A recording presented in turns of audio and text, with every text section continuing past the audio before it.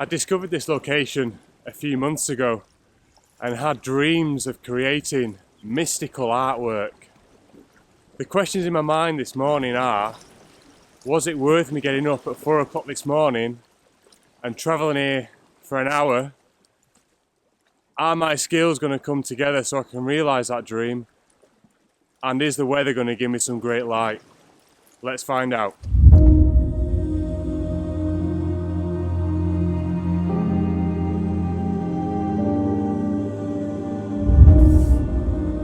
If you want to be part of a community of like-minded people, then you're in the right place. I love challenging the status quo and doing things differently. It just so happens that I take great landscape photography images and I share the stories behind them. Subscribe to my channel.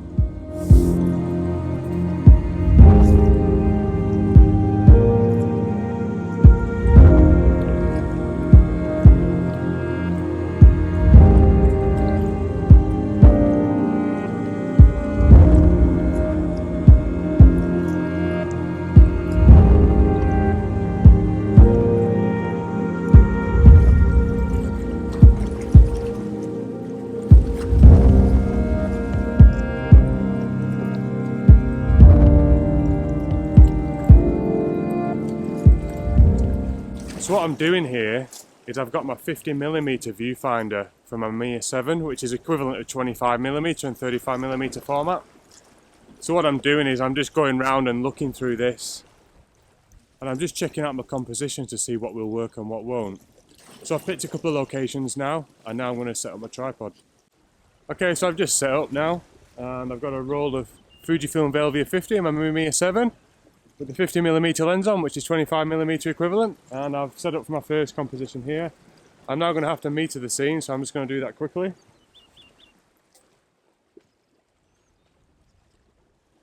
So I'm just going to meter the darkest areas and then the highlightest areas, then I average it out.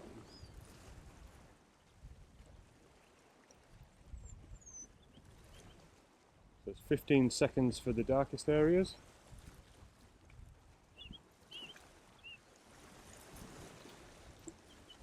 And 1 second for the lightest areas. Average that out, gives me 4 seconds. So because of the water, I'm going to want to mist it out to get that misty look. So I'm going to have to add on a natural density filter. So I'm thinking 6 stops for that. I just program that into my light meter. So we're going to go for 3 stops instead because the shutter speed's getting a bit too high. So that gives me 30 seconds. And then with reciprocity, that'll give me 1 minute 6 second exposure. I'm also going to drop in a 3 stop soft grad just to block out those highlights. And that's a medium edge. So the trick with a soft grad and a rangefinder is just to look through the filter and just line it up to where you want it and then just put it on the camera.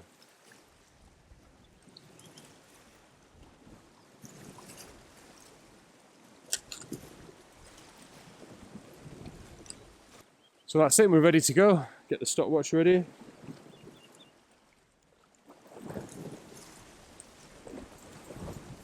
One minute 6 seconds. And off we go.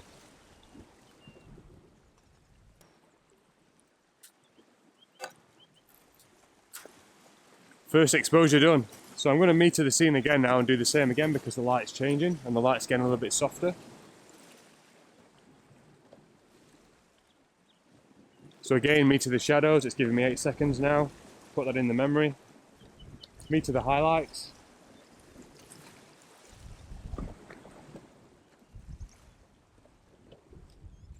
Don't know what happened there, so I'm going to have to start again. So shadows, 8 seconds in memory, highlights, half a second in memory, average, 2 seconds, exposure compensation. So this time I'm going to go for 4 stops just to get the bracket in.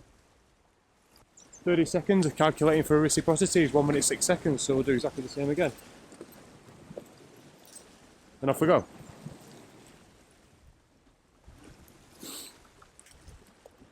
So once this one's done, we're going to move to another location and get a bit more of a straight on shot with the old pier legs kind of running out straight out.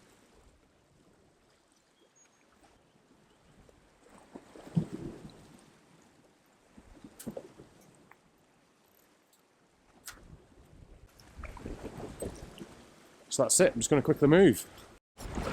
Okay, so this is the next shot. I'm going to do this quite quickly.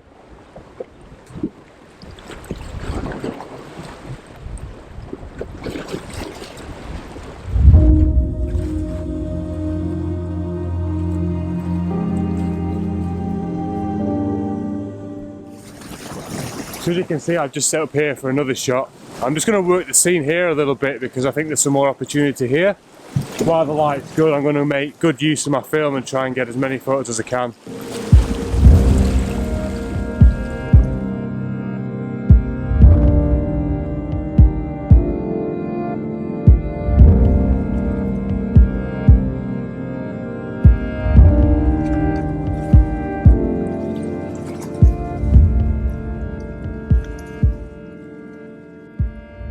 Well, that got a bit chaotic then. I ended up down near the water edge and I was getting splashed by seawater.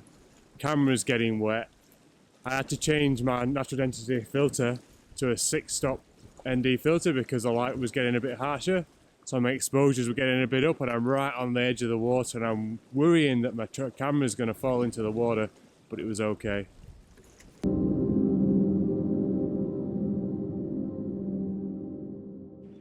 So there's something quite special about just sitting next to the ocean and just listening to the waves lap against the edge.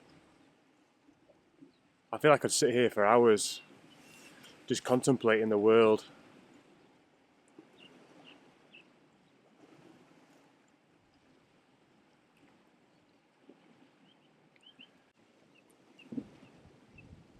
It got a bit chaotic this morning, but I managed to expose 10 shots on my Mamiya 7. So we'll send them off to the lab this week and we'll get them back. Hopefully my skill set met my expectations today. I think the weather definitely did its best for me and I was definitely here on time. So now it's all down to me. And I think I've done my best, but you never know until you get the film back. But that's okay. That's part of the enjoyment of using film. So I exposed 10 shots. I got 4 different composition angles, all of the same pier, but just from different angles. So we'll see what they look like. I'm quite excited to see those. There's something about this pier that I really like, and I have to wonder what it was used for. I'm currently in Thames in New Zealand, and Thames has a gold mining history, so I can only assume that this pier was used for shipping gold overseas.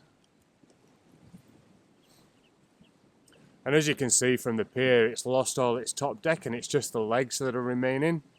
So I've been trying to shoot those and arrange them in a way that leads the eye through the photo. And hopefully the misty water just silks around all the posts and it just becomes this really fine art looking photo. And to get that milky water, I was doing some long exposures using 6-stop and 3-stop ND filters and a 3-stop soft grad ND filter just to block out the highlights. And I was metering the scene with my spot meter, trying to evaluate the scene to determine the best exposure. So my exposures were getting up there. I started off with a 3-stop ND filter and my exposures were around about 28 seconds. That's including an allowance for reciprocity. So as the light started to get a bit harsher, I had to make a change, and my first change was my f-stop. So I changed from 8 to 11. Then I also took out the 3-stop ND filter and I added in a 6-stop ND filter. So that pushed my exposure up to about 1 minute 6 seconds, and that's allowing for reciprocity for Fujifilm Velvia 50. And then I was also bracketing, so I was getting up to 2.5 minutes. And then below that I was going down to 28 seconds. So I think I'm well covered from an exposure point of view. And when I was setting the focus point on my camera, I was using the hyperfocal method. So basically what I would do is I would determine the closest point in my image that I want in focus. And I can do that in two ways. I just make an estimate, or I can use the rangefinder, focus on what I want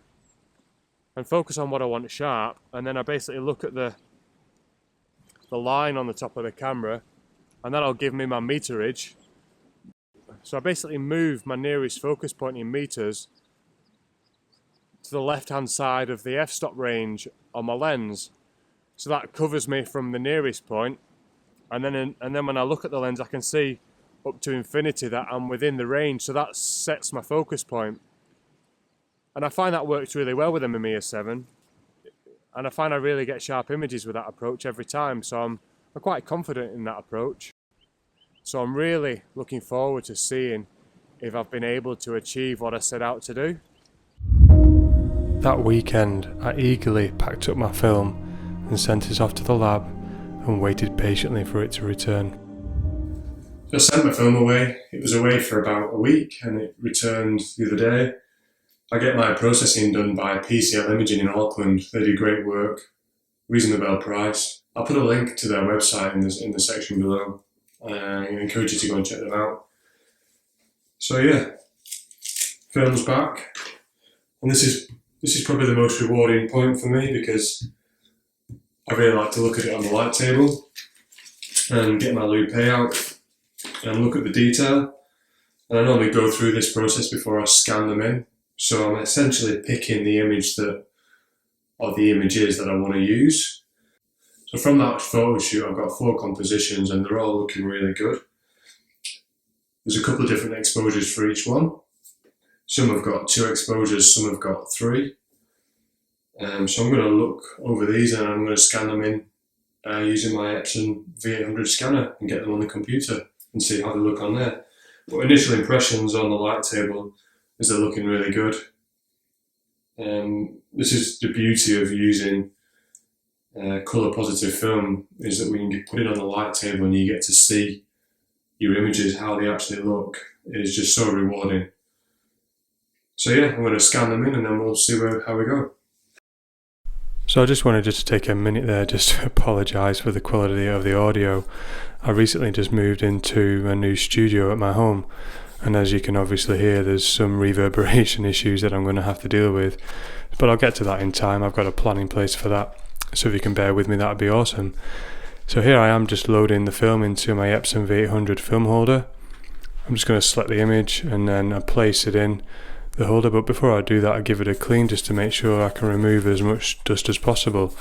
That just makes the scanning process easier.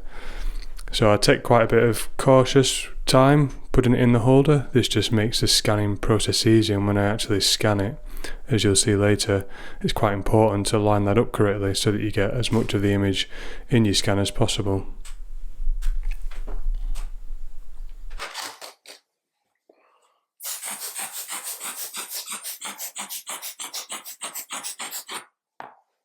So we've got the film loaded in the film holder. Just going to quickly put it in the scanner here, and then we're going to scan it in with Silverfast, which is a great scanning software package that works really well with the Epson scanner. And this is how the interface looks for Silverfast.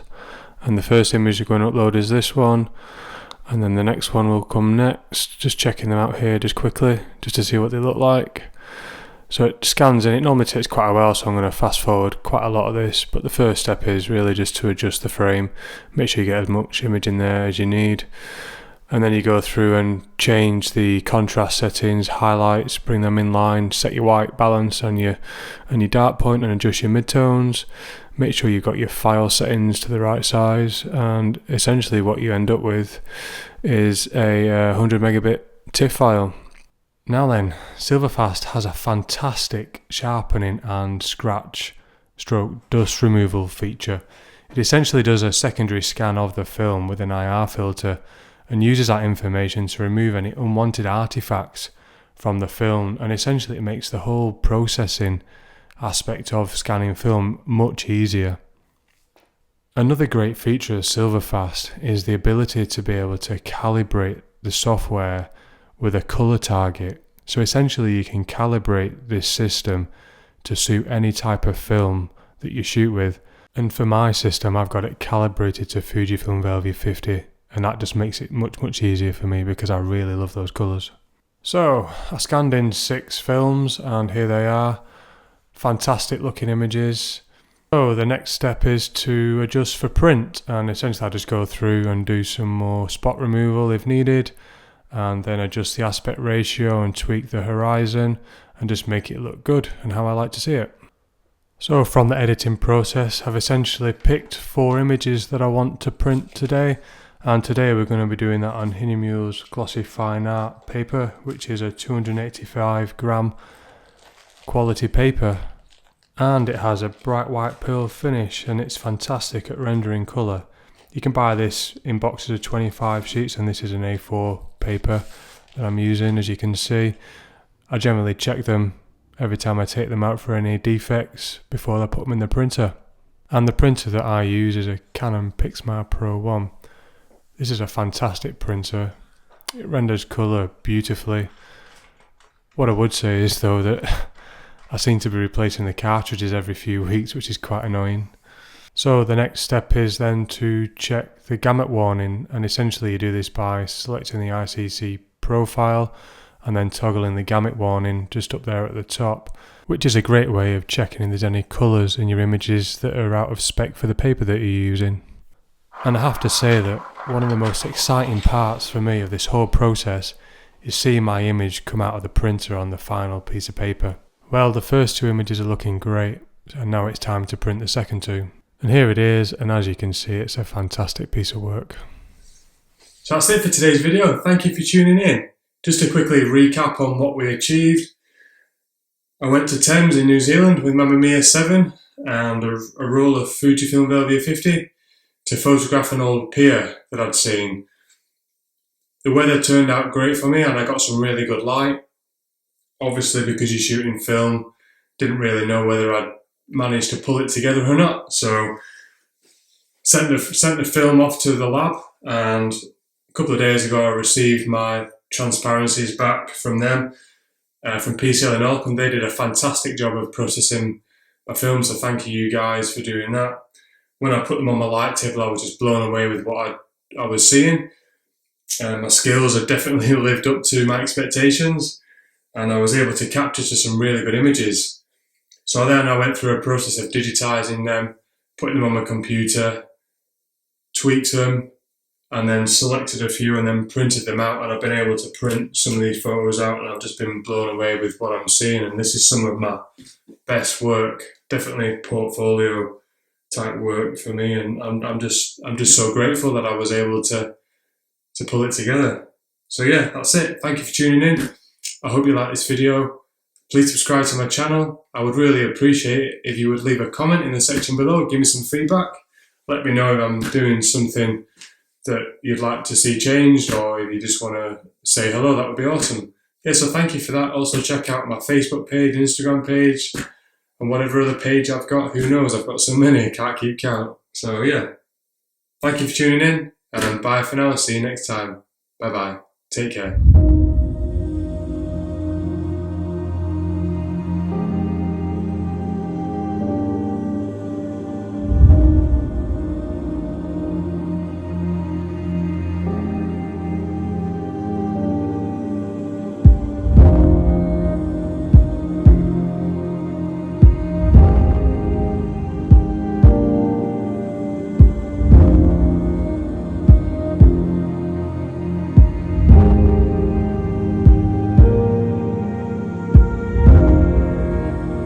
So once again, thank you for watching this video, and if you've made it this far, I apologise again for the quality of some of the audio. Soundproofing is one of my next projects on my list. Bye for now.